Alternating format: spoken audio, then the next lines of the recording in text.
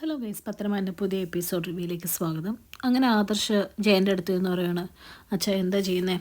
ഒരുപാട് ഗ്രൂപ്പിലൊക്കെ നമ്മൾ അന്വേഷിച്ചു, പക്ഷേ ലക്ഷത്തിൽ ഒരാൾക്ക് മാത്രമുള്ള ബ്ലഡ് ഗ്രൂപ്പ് AB നെഗറ്റീവ്. കിട്ടിയില്ലെങ്കിൽ നമ്മൾ എന്ത് ചെയ്യും എന്നൊക്കെ ചോദിക്കും കേട്ടോ. ഇതൊക്കെ കേൾക്കുമ്പോൾ ജയൻ പറയുന്നുണ്ട്, എന്ത് ചെയ്യാനാ മോനെ, എല്ലായിടത്തും അന്വേഷിച്ചിട്ടുണ്ട്, മാക്സിമം നോക്കുന്നുമുണ്ട്, നമുക്ക് നോക്കാം എന്നൊക്കെ പറയുവാണ്. പക്ഷേ ഇതൊക്കെ കേൾക്കുമ്പോൾ ആദർശിന് ഭയങ്കര വിഷമമാണ് കേട്ടോ. അമ്മയുടെ ആരോഗ്യനില ഓർത്ത് ആദർശ് ഓരോ നിമിഷവും ഭയങ്കര സങ്കടപ്പെട്ടുകൊണ്ടിരിക്കുകയാണ്. പിന്നെ കാണിക്കുന്ന അനാമിക തന്നെയാണ് കേട്ടോ. അനാമികയുടെ അടുത്തോട്ട് രേവതിയും വീണ്ടും കൂടെ ചെല്ലുവാണ്. എന്നിട്ട് പറയുന്നുണ്ട്, മോളെ നീ വാശി കാണിച്ച് ഇറങ്ങിപ്പോകുന്നതൊക്കെ നന്നായി, വഴക്കിട്ടതും നന്നായി, പക്ഷെ അതും പറഞ്ഞാൽ ഇവിടെ തന്നെ ഇരുന്ന് കഴിഞ്ഞാൽ തീരെ ശരിയാവില്ല. നമ്മളെ തിരിച്ചങ്ങോട്ടേക്ക് വിളിക്കണം എന്നുണ്ടെങ്കിൽ നമ്മളായിട്ട് എന്തെങ്കിലുമൊക്കെ നീക്കങ്ങൾ ഒരുക്കണം. അങ്ങനെ ഒരുക്കാൻ പറ്റിയൊരവസ്ഥയാണ് ഇപ്പോൾ ദേവയാനി ചേച്ചീനെ പോയി കാണുന്നത്. അങ്ങനെ ദേവയാനീനെ കണ്ടു കഴിഞ്ഞ് കഴിഞ്ഞാൽ ആ വീട്ടിൽ നിന്ന് പയ്യെ വിളിക്കേണ്ട രീതിയിൽ ഓരോരുത്തർ വിളിച്ചു തുടങ്ങിക്കോളും. അതുമാത്രമല്ലോ, ദേവയാനി ചേച്ചിക്ക് ഇതിനെ ഭയങ്കര ഇഷ്ടമല്ലേ, അപ്പം നീ പോയി കാണണമെന്ന് പറയും കേട്ടോ വേണു. ഇതൊക്കെ കേൾക്കുമ്പോൾ അനാമികയ്ക്ക് തീരെ ഇഷ്ടപ്പെടുന്നില്ല. അനാമിക പറയുന്നുണ്ട്, അനി എന്നെ വിളിക്കാതെ ഇനി തിരിച്ച് വീട്ടിലോട്ട് ഞാൻ പോവില്ല എന്ന് ഉറപ്പിച്ച് പറയും കേട്ടോ. അപ്പോൾ വേണു പറയുന്നുണ്ട്, അത് വേണ്ട, ഇപ്പം നിനക്ക് ദേവയാനി ചേച്ചിനെ പോയി കാണാമല്ലോ, അത് കഴിയുമ്പം പയ്യെ ഓരോരുത്തരും നിന്നെ വിളിച്ചോളും, അതെനിക്ക് ഉറപ്പാന്ന് പറയും കേട്ടോ. ഇതൊക്കെ കേൾക്കുമ്പോഴത്തേക്കും അനാമിക ഒരു രീതിക്ക് സമ്മതം മൂടുവാണ്. അത് കഴിയുമ്പോഴത്തേക്കും രേവതി പറയുന്നുണ്ട്, പൊന്നു മോളെ, ബാക്കി എല്ലാവരോടും തർക്കിച്ച് നിൽക്കാം, അനി നിന്നെ പൂർണ്ണമായിട്ട് ഉപേക്ഷിച്ച് കഴിഞ്ഞാൽ ഇവിടെ തന്നെ നിൽക്കേണ്ട അവസ്ഥ വരും, അതെന്തായാലും മാറ്റണം, അവൻ്റെ മനസ്സിൽ എങ്ങനെയും കയറി പറ്റിയേ പറ്റുള്ളൂ എന്ന് പറയും കേട്ടോ. ഇതൊക്കെ കേൾക്കുമ്പോൾ അനാമിക പറയുന്നുണ്ട്, എങ്ങനെ കയറി പറ്റാനാ, അവൻ്റെ മനസ്സിൽ ഓൾറെഡി ഒരുത്തോളുണ്ടല്ലോ, പിന്നെ കയറി പറ്റുന്ന കാര്യം നടക്കുമോ എന്നിങ്ങനെ ദേഷ്യപ്പെട്ട് ചോദിച്ചിട്ട് അവിടെ നിന്ന് പോവുകയാണ്. പിന്നെ കാണിക്കുന്നത് അനിയനെയും ജയനെയാണ്. രണ്ടുപേരും ബ്ലഡ് ഗ്രൂപ്പ് ഇങ്ങനെ കുറേ സ്ഥലത്ത് അന്വേഷിച്ച് കിട്ടാതെ ടെൻഷൻ ഇങ്ങനെ അടിച്ചിരിക്കുക കേട്ടോ. അങ്ങനെ ഇരിക്കുന്ന സമയത്താണ് ഹോസ്പിറ്റലിൽ ദേവയാനീനെ കാണാൻ വേണ്ടിയിട്ട് രേവതി അനാമികയും കൂടെ വരുന്നത്. അവർ വരുന്ന പാടെ നമ്മുടെ അനാമിക അനിയോട് ചോദിക്കുന്നുണ്ട്, എങ്ങനെയുണ്ട് വല്യമ്മയ്ക്കെന്ന് ചോദിക്കുമ്പോഴേക്കും കുറച്ച് ക്രിട്ടിക്കലാ എന്നിങ്ങനെ പറയുമോ കേട്ടോ ജയൻ. ആ സമയത്ത് അനിയൊന്നും അറിയാത്ത പോലെ അനാമികയോട് ചോദിക്കുക, അല്ല നിൻ്റെ ബ്ലഡ് ഗ്രൂപ്പ് ഏതാ എന്നിങ്ങനെ ചോദിക്കും കേട്ടോ. അപ്പോൾ അനാമിക പറയുന്നുണ്ട്, ഓ ലോകത്തെങ്ങും ഇല്ലാത്തൊരു ബ്ലഡ് ഗ്രൂപ്പാണ് എൻ്റെ AB നെഗറ്റീവ് എന്ന് പറയും കേട്ടോ. ഇത് കേൾക്കുമ്പോഴേക്കും അനിയുടെയും ജയൻ്റെ മുഖത്ത് ഭയങ്കര സന്തോഷമാവുകയാണ്.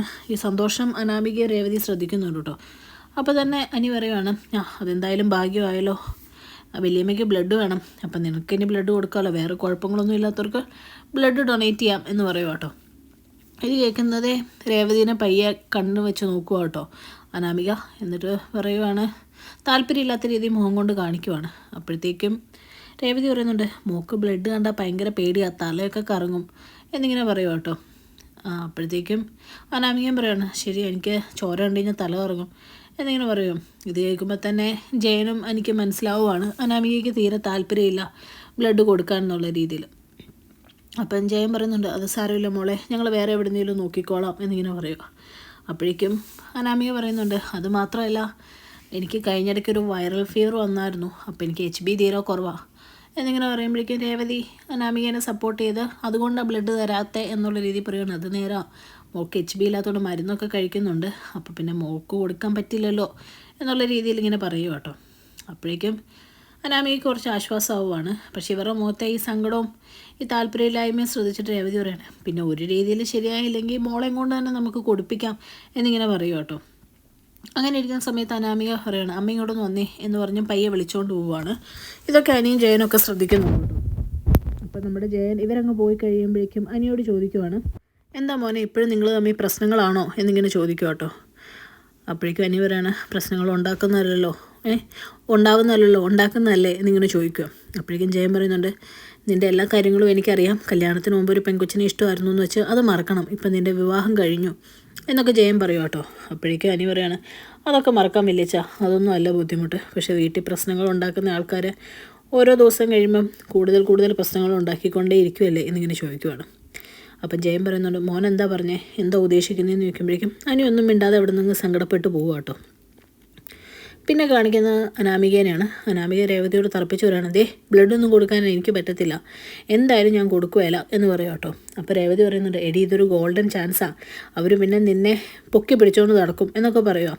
അപ്പോൾ രേവതിയോട് തറപ്പിച്ച് അനാമിക പറയുന്നുണ്ട്, അത്രയ്ക്കൊന്നും ഗോൾഡൻ ചാൻസ് എനിക്ക് വേണ്ട, എന്നെ പൊക്കി പിടിച്ചില്ലെങ്കിലും ഒരു കുഴപ്പമില്ല, ഞാൻ കൊടുക്കുകയില്ല എന്ന് പറഞ്ഞാൽ കൊടുക്കുകയില്ല എന്ന് പറഞ്ഞാൽ അവിടെ പോയി ഇങ്ങനെ ഇരിക്കും കേട്ടോ കസേരയിൽ. അങ്ങനെ ഇവർ തമ്മിൽ സംസാരിച്ചുകൊണ്ടിരിക്കുന്ന സമയത്ത് അനി അങ്ങ് വരുവാണ്. അനിയനെ കാണുന്ന രേവതി പറയുന്നുണ്ട്, ദേ അനി വരുന്നുണ്ട് എന്നിങ്ങനെ പയ്യെ പറയും കേട്ടോ. അപ്പോഴേക്കും അനാമികയുടെ അടുത്തോട്ട് അനി വന്നിട്ട് ചോദിക്കുവാണ്, നിനക്ക് വല്യമ്മയ്ക്ക് ബ്ലഡ് കൊടുക്കാൻ കുഴപ്പമൊന്നുമില്ലല്ലോ എന്നിങ്ങനെ ചോദിക്കുവാണ് കേട്ടോ. അപ്പോഴേക്കും അനാമി പറയാണ് എനിക്ക് പറ്റത്തില്ല ഇനി, എനിക്ക് കൊടുക്കുന്നതിൽ കുഴപ്പമൊന്നും ഉണ്ടായിട്ടില്ല. പിന്നെ ഞാനിപ്പം അച്ഛനെ വിളിച്ച് പറഞ്ഞായിരുന്നു. അച്ഛനെ വിളിച്ച് പറഞ്ഞപ്പോൾ അച്ഛൻ എവിടുന്നേലും ബ്ലഡ് ഒപ്പിച്ചോളാം എന്ന് പറഞ്ഞു എന്ന് ഇവർ കള്ളം പറയുക കേട്ടോ. അപ്പോൾ രേവതിയും പറയണം അതെ മോള് കൊടുക്കാമെന്ന് പറഞ്ഞു, പിന്നെ HP ഒന്നും ഇല്ലാത്തതുകൊണ്ട് മോളുടെ കൊടുക്കണ്ട, വേറെ എവിടുന്നേലും സംഘടിപ്പിച്ചോളാമെന്ന് വേണുവേട്ടൻ പറഞ്ഞു എന്ന് പറയും കേട്ടോ. അപ്പോഴേക്കും അനി പറയാണ് ഇതങ്ങനെ എളുപ്പം കിട്ടുന്ന ബ്ലഡൊന്നുമല്ല, ഞങ്ങൾക്ക് നല്ല ഹോൾഡ് ഉണ്ട് ഇവിടെ ഈ നാട്ടിൽ, എന്നിട്ട് ഞങ്ങൾ അന്വേഷിച്ചിട്ട് പോലും കിട്ടുന്നില്ല എന്ന് പറയുമ്പോഴത്തേക്കും അനാമി പറയാം എൻ്റെ അച്ഛനും അത്യാവശ്യം പിടിപാടൊക്കെ ഉണ്ട്, അതുകൊണ്ട് അച്ഛൻ അന്വേഷിച്ചാലും കിട്ടാതെയൊന്നും ഇരിക്കുമല്ല, എവിടെയെങ്കിലും അച്ഛൻ ഒപ്പിച്ച് തന്നോളും എന്ന് പറയും കേട്ടോ. അപ്പോഴത്തേക്കും ഇവരുടെ ഈ വഴക്ക് കണ്ടിട്ട് രേവതി പറയാണ് അതെ നിങ്ങൾ മൂർത്തി സാറിൻ്റെ കൊച്ചുമോനും മരുമോളുമാണ്, അപ്പം നിങ്ങൾ ഇങ്ങനെ ഇവിടെ കിടന്ന് ആശുപത്രി കിടന്ന് വഴക്കുണ്ടാക്കി അങ്ങേറെ വില കളയരുത് എന്ന് പറയും കേട്ടോ. ഇത് കേൾക്കുമ്പം അനി പറയുവാണ് അനാമികയോട് അത് തന്നെ എനിക്ക് പറയാനുള്ളത്, എൻ്റെ മുത്തശ്ശനൊരു വിലയുണ്ട്, നീ എന്നെ കെട്ടി അങ്ങ് കയറി വന്നുകൊണ്ട് നിനക്കും ആ ഒരു വിലയുണ്ട്, അത് നീയായിട്ട് കളഞ്ഞു വിളിക്കരുതെന്ന് പറയും കേട്ടോ. ഇതൊന്നും അനാമികയ്ക്ക് തീരെ ഇഷ്ടപ്പെടുന്നില്ല. അനാമിക എപ്പോഴും പറയുന്നുണ്ട് കണ്ടില്ലേ ഇവൻ എപ്പോഴും എന്നോട് മനസ്സിലെ ദേഷ്യം വെച്ചാൽ പെരുമാറുന്നത്, ഞാൻ ആ വീട്ടിൽ നിന്ന് ഇറങ്ങി പോന്നിട്ട് പോലും ഇവനൊന്നുമില്ല എന്നിങ്ങനെ പറയും കേട്ടോ.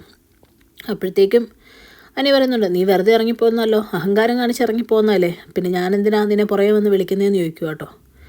അപ്പോഴത്തേക്ക് രേവതി പറയുന്നുണ്ട് അത് മോനെ മോളല്ല പ്രശ്നം ഉണ്ടാക്കിയത്, അവിടെയുള്ളൊരു മോളുടെ തലയിലോട്ട് ഓരോന്ന് വെച്ച് കെട്ടിയപ്പം മോൾ അറിയാതെ റിയാക്ട് ചെയ്താ എന്നിങ്ങനെ പറയും കേട്ടോ.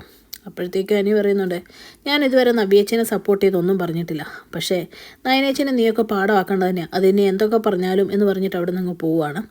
ഇതൊന്നും അനാമികയ്ക്ക് തീരെ ഇഷ്ടപ്പെടുന്നില്ല കേട്ടോ. അതേ സമയത്ത് അനാമികയും രേവതിയും തിരിച്ച് ജയൻ്റെ അടുത്ത് വരുമ്പം ജയൻ പറയുന്നുണ്ട് ദേവയാനിക്ക് ബോധം തെളിഞ്ഞിട്ടുണ്ട്, വേണമെങ്കിൽ നിങ്ങൾക്ക് ഇപ്പോൾ ഒന്ന് കയറി കാണാമെന്ന് പറയും കേട്ടോ. അങ്ങനെ അവർ രണ്ടും കൂടെ കാണാൻ വേണ്ടിയിട്ട് അകത്തോട്ട് കയറി പോവാണ്. ആ സമയത്ത് അനി അങ്ങ് വരുവാണ്. അനി വന്നിട്ട് ജയനോട് പറയുകയാണ് വലിയ അവൾ ബ്ലഡൊന്നും കൊടുക്കുകയില്ല, എനിക്കത് അറിയുകയും ചെയ്യായിരുന്നു എന്നുള്ള രീതി പറയുക കേട്ടോ. അപ്പോഴേക്കും ജയൻ അനിയെ ആശ്വസിപ്പിക്കാൻ വേണ്ടി പറയുന്നുണ്ട് അത് സാരമില്ല മോനെ, നമ്മൾ അന്വേഷിക്കുന്നുണ്ടല്ലോ, എവിടെ നേരം കിട്ടാതിരിക്കുമല്ലോ, ദൈവം ആരെങ്കിലും കൊണ്ട് തരും എന്നിങ്ങനെ പറയുക കേട്ടോ. അത് കഴിഞ്ഞ് അനി അങ്ങ് പോയി കഴിയുമ്പോഴത്തേക്കും ജയൻ ഇങ്ങനെ ഇരുന്ന് ചിന്തിക്കുമായിരുന്നു അനാമിക ആ വീടിന് യോജിച്ച പെൺകുട്ടിയല്ല, എനിക്ക് യോജിച്ച പെൺകുട്ടിയല്ലായിരുന്നു, തെറ്റുപറ്റിപ്പോയി, ഇനി എന്ത് ചെയ്തായിട്ട് എന്താ എന്നിങ്ങനെ പറഞ്ഞ് ആകെ വിഷമിച്ചിരിക്കുവാണ്. അതേ സമയത്ത് അനാമിക രേവതിയും കൂടെ കയറി ദേവയാനീനെ കാണും കേട്ടോ. കണ്ടു കഴിയുമ്പോൾ തന്നെ നയനോട് കുറ്റം പറയുവാണ്. എന്നിട്ട് പറയുവാണ് പാല് വിഷം ചേർത്ത് അവൾ തന്നെ ആയിരിക്കും, വല്യമ്മ പാല് കുടിക്കണമെന്ന് വല്യച്ഛൻ പറഞ്ഞു അവൾ കേട്ട് കാണും, അതായിരിക്കും അവൾ പാല് വിഷം ചേർത്തേ എന്നൊക്കെ ഇങ്ങനെ പറഞ്ഞു പിടിപ്പിക്കുവാണ്.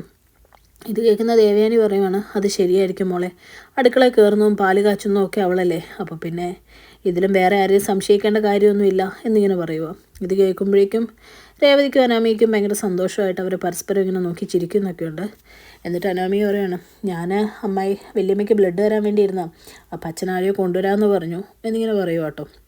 അപ്പം ദേവയാനിയോട് രേവതി പറയുന്നുണ്ട് അത് നേരാ, മോക്ക് ദേവേച്ചിക്ക് ബ്ലഡ് തരാൻ പറ്റാത്തതിൽ ഭയങ്കര വിഷമമാണ്, പക്ഷേ വല്യമ്മ പേടിക്കൊന്നും വേണ്ട, അച്ഛൻ കൊണ്ടുവന്ന ആൾക്കാർ ബ്ലഡ് തന്നിട്ട് തികഞ്ഞില്ലെങ്കിൽ ഞാൻ തന്നോളാം എന്ന് പറയും കേട്ടോ. ഇതൊക്കെ കേൾക്കുമ്പോൾ ദേവേനി പറയുന്നുണ്ട് അതൊന്നും വേണ്ട മോള് സമാധാനമായിട്ട് പോയിക്കോ, എനിക്ക് കുഴപ്പമൊന്നുമില്ല, ബ്ലഡ് ഇവർ ഒപ്പിച്ചോളും എവിടുന്നേലും എന്ന് പറയുക. അത് കഴിഞ്ഞ് ഇവരിങ്ങനെ ഇറങ്ങാൻ നേരത്ത് ദേവേനി പറയുകയാണ് കേട്ടോ ആ നയനേനെ എൻ്റെ മുമ്പിൽ കാണരുന്നൊന്നോ വെളിയിൽ കാണുവാണെങ്കിൽ പറഞ്ഞേക്ക് എന്ന് പറഞ്ഞിട്ട് ഇവർ രണ്ടും അവിടുന്ന് പോവുകയാണ്. പിന്നെ കാണിക്കുന്ന ആദർശിനാണ് കേട്ടോ. ആദർശ് ക്ഷേത്രത്തിൽ തൊഴാൻ വേണ്ടി വരുവാണ്.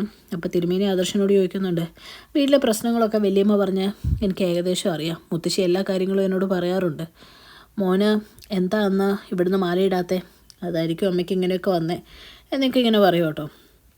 അപ്പോഴേക്കും ആദർശ് പറയാണ് ഞാനൊരിക്കലും അമ്മയ്ക്ക് ഇങ്ങനെ ആവണമെന്നൊന്നും ഓർത്തല്ല, പിന്നെ മാല ഞാൻ ഇട്ടിരുന്നല്ലോ, കീഴ്ക്കാവിലെ ദേവിക്ക് ശക്തിയില്ല എന്നല്ല എന്നൊക്കെ തിരുമേനി പറയുവാണ്. എങ്കിലും ഇവിടെ നിന്ന് ഇടായിരുന്നു, സാരമില്ല, എന്തായാലും മോനെ പോലെ പ്രാർത്ഥിക്കാൻ വേണ്ടിയിട്ട് അമ്മായിയമ്മയോട് ദേഷ്യമില്ലാത്ത ഒരാൾ ഇവിടെ വന്ന് നിൽപ്പുണ്ടെന്ന് പറയും കേട്ടോ. അപ്പോഴേക്കും ആദർശം എന്ന് നോക്കുമ്പോൾ നയനയാണ്. അപ്പോൾ നയനോട് ചോദിക്കുന്നുണ്ട് നിങ്ങളൊക്കെ ആയിരുന്നു വന്നതെന്ന് ചോദിക്കുമ്പോഴേക്കും അതെ എന്ന് പറയും കേട്ടോ. അപ്പോൾ ആദർശം പറയുകയാണ് ഞാനാകെ വിഷമത്തിലാണ്, അമ്മയ്ക്ക് ബ്ലഡ് ഫുള്ള് മാറ്റണമല്ലോ, പക്ഷേ അത് റയർ ബ്ലഡ് ഗ്രൂപ്പാണ്, AB നെഗറ്റീവ്, അതിന് എവിടെ നിന്ന് കിട്ടും എന്നറിയില്ല എന്നാകെ സങ്കടപ്പെട്ട് പറയുക. ആ സമയത്ത് നയന പറയുന്നുണ്ട് എങ്കിൽ പേടിക്കൊന്നും വേണ്ട, ആ ബ്ലഡ് ഗ്രൂപ്പ് ഉള്ള ഒരാളെ എനിക്കറിയാം, അസുഖങ്ങളൊന്നുമില്ല, ചെറുപ്പമാണ്, ബ്ലഡ് തരുകയും ചെയ്യും എന്ന് പറയും കേട്ടോ. അപ്പോൾ ആദർശ് പറയുകയാണ് എങ്കിൽ എത്രയും പെട്ടെന്ന് അയാളെ നമുക്ക് വിളിക്കാം, നമുക്ക് പോയി കാണുമോ എന്താണെന്ന് വെച്ചാൽ ചെയ്യാമെന്ന് പറയും കേട്ടോ.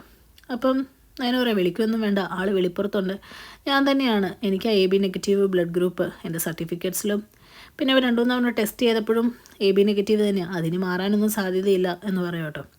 ഇത് കേൾക്കുമ്പോൾ ആദർശന് ഭയങ്കര സമാധാനവുമാണ്. ആദർശം പറയാം ഇതൊക്കെ ഒരു നിമിത്തമായിരിക്കും, ചിലപ്പോൾ ഇതുവഴി അമ്മയ്ക്ക് നിന്നോടുള്ള ദേഷ്യമൊക്കെ മാറുമായിരിക്കും എന്നൊക്കെ പറയും കേട്ടോ. ഇത് കേൾക്കുമ്പോൾ നയന പറയുന്നുണ്ട്, അതൊന്നും സാരമില്ല ആദർശേട്ടാ, മാറിയില്ലേലും അമ്മയ്ക്ക് സുഖപ്പെടണം, അത്രേ എനിക്കുള്ളൂ, നമുക്ക് ബ്ലഡ് എന്തായാലും കൊടുക്കാമെന്ന് പറയുവാണ്. അപ്പോൾ ആദർശ് പറയുന്നുണ്ട്, എന്തായാലും നമുക്ക് ഒരുമിച്ചൊന്ന് തൊഴുതിട്ടിറങ്ങാമെന്ന് പറയും കേട്ടോ. അങ്ങനെ ആദർശം നയനയും കൂടെ ഒരുമിച്ച് പോയി ക്ഷേത്രത്തിന് മുമ്പിൽ നിന്ന് തൊഴുവാണ്. നയന അമ്മായിമ്മയ്ക്ക് കുറയാൻ വേണ്ടിയിട്ടൊക്കെ പ്രാർത്ഥിക്കുന്നുണ്ട് കേട്ടോ. ആദർശമാണെങ്കിൽ ഇനിയേലും മരുമോളെ അമ്മായിയമ്മ മനസ്സിലാക്കാനും അവർ തമ്മിലുള്ള പ്രശ്നങ്ങളൊക്കെ അകലാനും വേണ്ടി പ്രാർത്ഥിക്കുവാണ്. അങ്ങനെ പ്രാർത്ഥിച്ചുകൊണ്ട് നിൽക്കുന്ന ആദർശിനെ കാണിച്ചുകൊണ്ടാണ് കേട്ടോ ഇന്നത്തെ എപ്പിസോഡ് അവസാനിക്കുന്നത്. ചാനൽ ഇഷ്ടപ്പെട്ട് കഴിഞ്ഞാൽ ലൈക്ക് ചെയ്യാനും സബ്സ്ക്രൈബ് ചെയ്യാനും കമൻറ്റ് ചെയ്യാനും മറക്കരുത്. താങ്ക്